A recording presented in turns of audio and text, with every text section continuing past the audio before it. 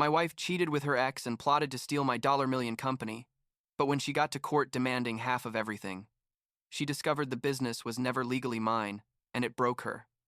I'm 35 years old. I run a tech consulting company that I built from scratch. And I need to tell this story because what happened a few months ago still has me processing everything, you know? Like, I can't believe I actually lived through this. I guess I should start from the beginning, when things still seem normal, or at least what I thought was normal. I met Kimberly like 4 years ago, I think, or maybe a little more.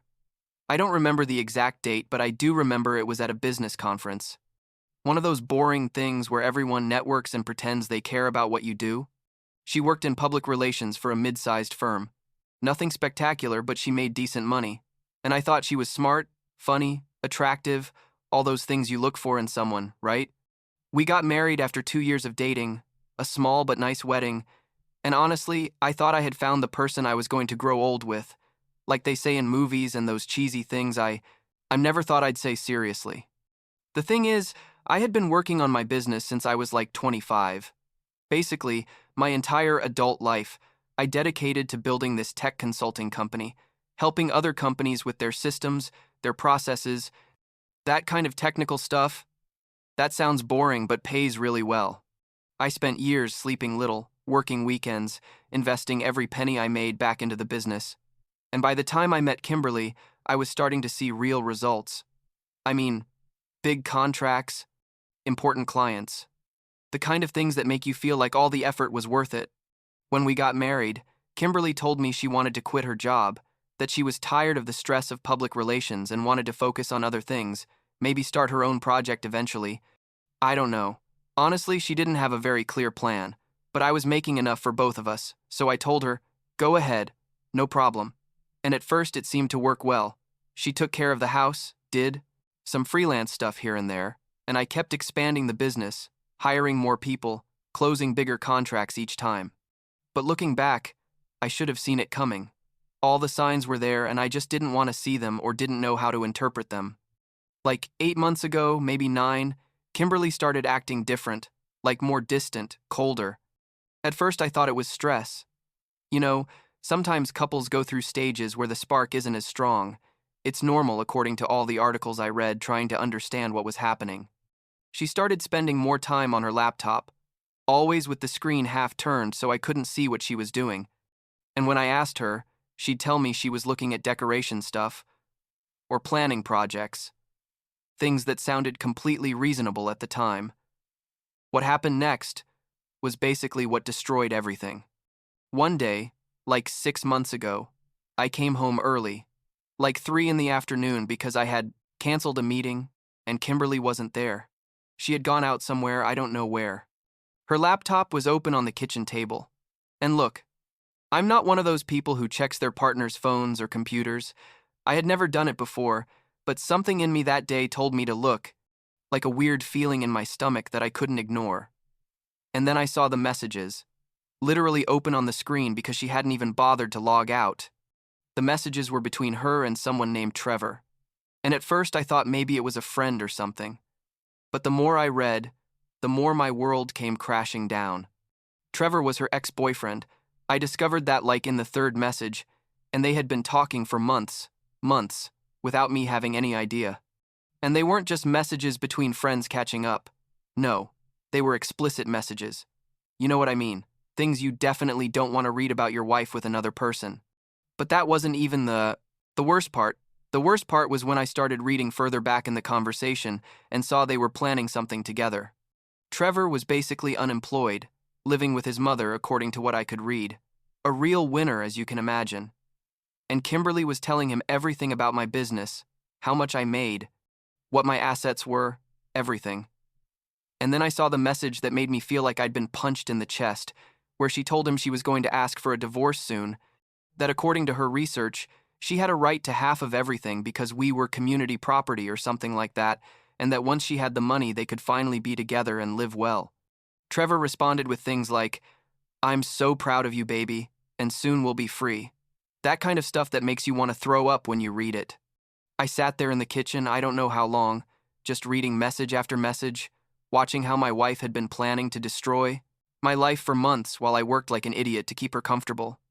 There were messages where she complained about me, saying I was boring, that I only cared about work, that Trevor was much better in bed. That was a low blow that still hurts a little, I'm not gonna lie, and that she just had to hold on a little longer before she could take what was hers and leave. When Kimberly came home like 2 hours later, I was still in the kitchen, I guess with the laptop still open in front of me because I hadn't moved. She saw me and her face completely changed. You know, that moment where someone realizes they've been caught and you see the panic in their eyes. She asked me what I was doing and I just said, Trevor. Just like that. Just his name. And she went pale. I literally saw the color drain from her face. What followed was probably the most horrible conversation of my life. She tried to deny it at first, saying they were just friends, that I was misinterpreting everything, but I showed her the specific messages, the photos they had sent each other, everything, and she couldn't keep lying. Then she changed strategy and went on the defensive, yelled at me that I had neglected her, that I was never home, that she felt lonely and abandoned. Basically trying to make the fact that she was cheating on me somehow my fault. And then, when she realized the victim card wasn't working, that's when she showed her true face. She told me she wanted a divorce, that she didn't love me anymore, as if that wasn't obvious, and here comes the best part, that she deserved half of everything I had. I told her that wasn't going to happen, that my business I had built myself years before meeting her, and she laughed, literally laughed in my face and told me it didn't matter, that legally she had a right to half because we had gotten married under community property and she had left her job to support me, which was a lie. She left her job because she wanted to. I never asked her to. The thing is, I'm not stupid, and turns out my mother is a very intelligent and careful woman. When my business started to really grow like 4 years ago, before I met Kimberly, my mother and I had a conversation about asset protection. She had had some problems with a business partner in her own business years ago and had learned the hard way the importance of structuring things legally well. So, following her advice, we put the business technically in her name, with a legal agreement where I was the general manager and had complete operational control, but she was the owner on paper. I hadn't told Kimberly this because, honestly, I never thought it would be necessary. I thought we had built something real. But now I was incredibly grateful that my mother had insisted on protecting what had taken years to build. So, when Kimberly was threatening me with taking half of everything, I just smiled at her and said something like, maybe you should check carefully who owns what before you. Start dividing things up. And I saw how the confidence started falling from her face. The next few days were total chaos. Kimberly went to live with a friend, or maybe with Trevor. Honestly, I didn't care at that point. And started with the whole divorce process. Her lawyer sent letters, documents, threats, everything you can imagine.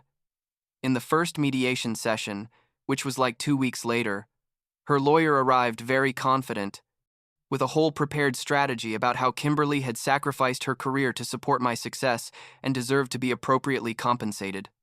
It was almost comical to see their faces when my lawyer presented the documents showing that the business was legally in my mother, Rebecca's name, and had been that way since before the marriage. Kimberly's lawyer asked for a recess.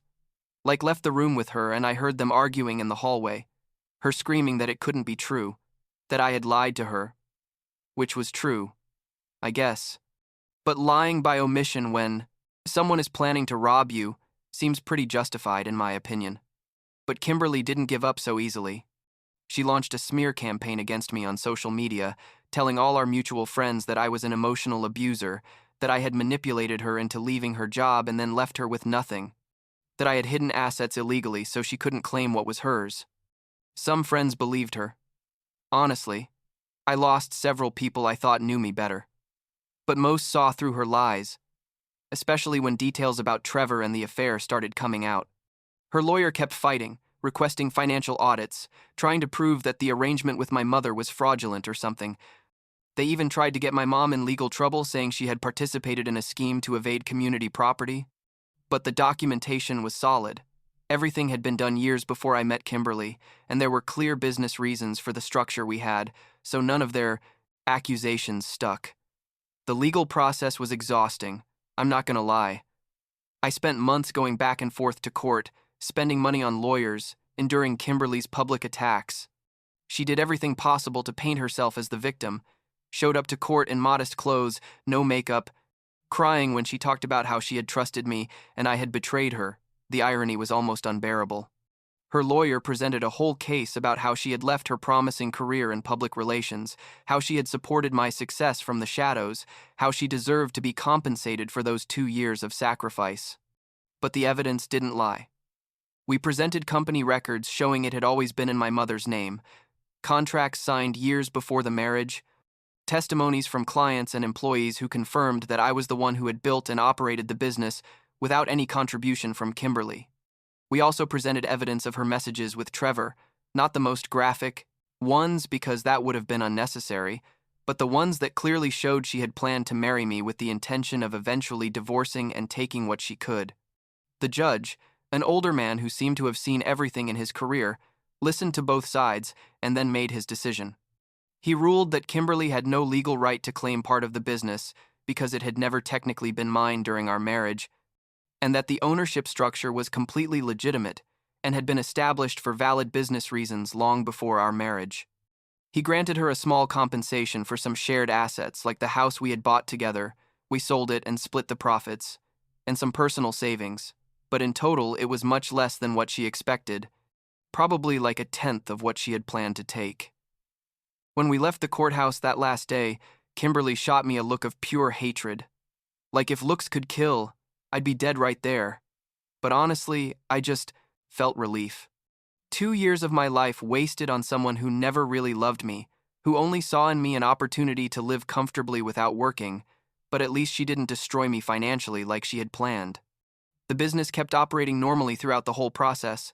My clients didn't even find out about most of this, and now that it's all over, I can focus again on growing the company without that constant distraction. You know what it feels like? It's weird. Honestly, sometimes I still wake up at night and think about all the signs I ignored, about how I was so blind to what was happening literally under my nose. I wonder when exactly Kimberly decided that I was just a means to an end, if it was from the beginning or if there was a moment where she really loved me and then something changed. I'll probably never know, and I guess it doesn't really matter. What I do know is that my mother basically saved me from financial ruin with her insistence on structuring the business well from the beginning.